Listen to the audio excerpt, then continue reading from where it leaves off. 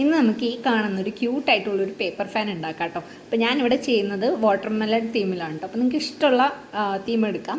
അപ്പോൾ watermelon theme വരാൻ വേണ്ടിയിട്ട് ആദ്യം എൻ്റെ ഭാഗത്ത് എന്ത് ചെയ്യുകയാണ്, രണ്ട് സൈഡിലും ഗ്രീൻ കളർ സ്കെച്ച് വെച്ചിട്ടൊന്ന് വരച്ചു കൊടുക്കണം. നിങ്ങളുടെ അടുത്ത് ഗ്രീൻ കളർ പേപ്പർ ഉണ്ടെങ്കിൽ അതൊന്ന് കട്ട് ചെയ്ത് ഒടിച്ചു കൊടുത്താലും മതി. പിന്നെ വൈറ്റിന് ഞാൻ എന്താ ചെയ്തതെന്ന് വെച്ചാൽ ഒരു A4 ഷീറ്റിൻ്റെ ഒരു ചെറിയൊരു പീസ് കട്ട് ചെയ്തതിന് ശേഷം അതൊന്നൊരു സ്ട്രിപ്പ് പോലെ വെച്ച് കൊടുക്കണം കേട്ടോ.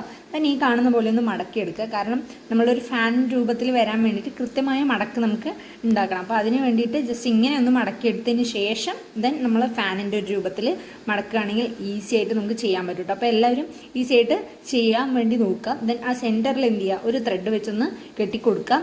അപ്പോൾ നമ്മുടെ മിനി ഫാൻ റെഡി ആവും കേട്ടോ. ദെൻ ആ എൻഡ് ടു എൻഡ് ഒന്ന് ഒട്ടിക്കുക.